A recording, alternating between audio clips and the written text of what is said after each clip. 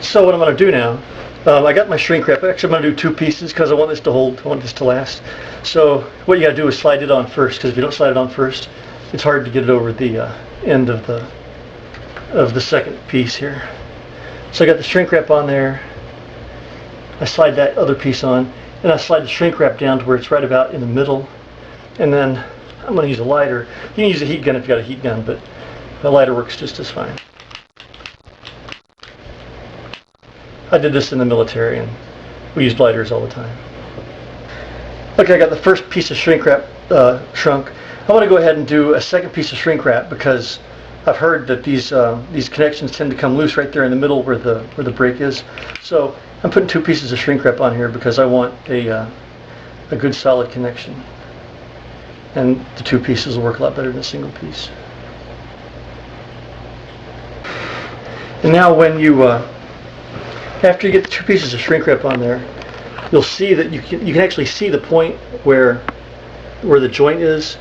As the shrink wrap cools, it'll kind of harden, and it'll be a lot more stable. And so I just want to make sure that this little joint is lined up here properly, because you don't want the two pieces of the cable sheath to be offset, because it'll cause some rubbing on that cable and you won't get as much power. So I'm going to let it cool for a couple minutes. Once it cools, I'm going to tuck it back in there and attach it to the motor. Alright, and one other thing I'm going to do, this isn't in the TSB, I'm just doing this because I think it'll help. This little connection there where the two pieces of cable sheath butt up together, it tends to be a little bit flexible, and even the shrink wrap isn't strong enough to hold it steady. So I'm just going to take some of this packaging tape, which is actually pretty strong. I'm just going to start wrapping it around there and wrap however many layers. I got 12 inches of packing tape here. I'm just going to wrap it around there and give it some extra strength right there at that joint. This is to keep it from bending side to side, because you want this piece of the cable sheath to be pretty stiff. It doesn't need to be flexible. The rest of the cable is flexible. There's a bend up at the top that needs to be flexible, but right here it doesn't make any difference. This is just a straight piece. So that should help stiffen that thing up. Alright, so now that I've got the shrink wrap done and the tape on there, you just kind of push that up in there, and you're going to slide it back down because you want this to go back into the motor. So the little square in there, I'm sticking it down into the motor. And then I got to get that bracket out of the way. Now that it's down in the motor, I can move this other little bracket. Let me push it to the side there. And I can pull it around. So now that other bracket's holding the cable back in place. Now I'll just put the screws in and start putting everything together.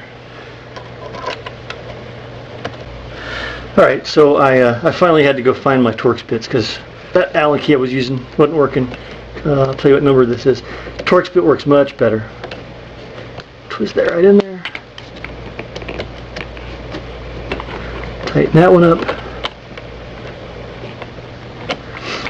Alright, so, and that is as far as Torx bits goes, that's a T25.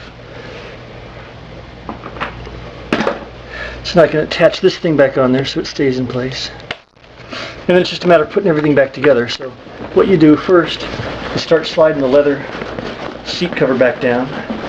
And as you go, oh, look at these. These are the little hooks I was talking about. They're like little plastic hooks that go into the metal rod. And there's the metal rod that it attaches to. So as these hooks hook into the metal rod, it holds the leather fabric tight.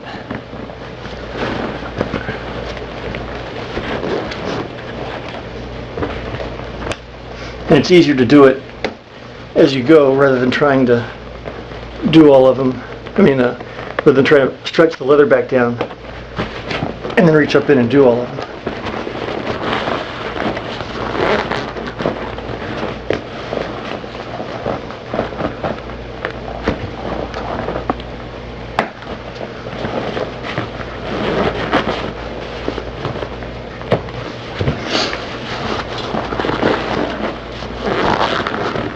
And also, when you're actually doing this on the car, the seat's a little more stable, so it's a little bit easier to do this.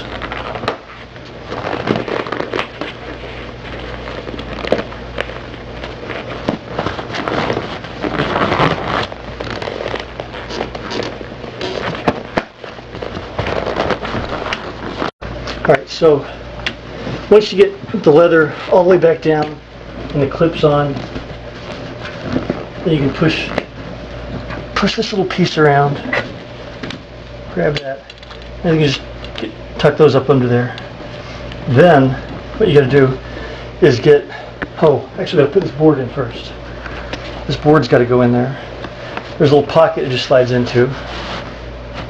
Then this little edge, it's just like a flat edge, needs to hook into this right here, which is like a J channel. So you just start on one edge and just kind of push it up in there, and then as long as you got the leather pulled down good, it should be pretty easy, because you got a little bit of slack to play with.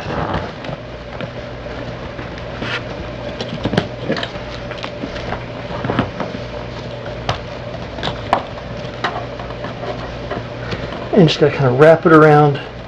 It snaps in place and it just kind of works its way all the way across.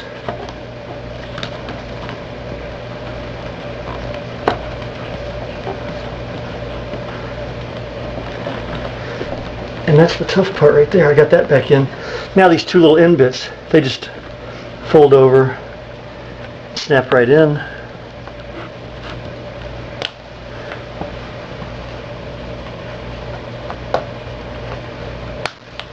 And then you just tuck these little fabric bits back up into there.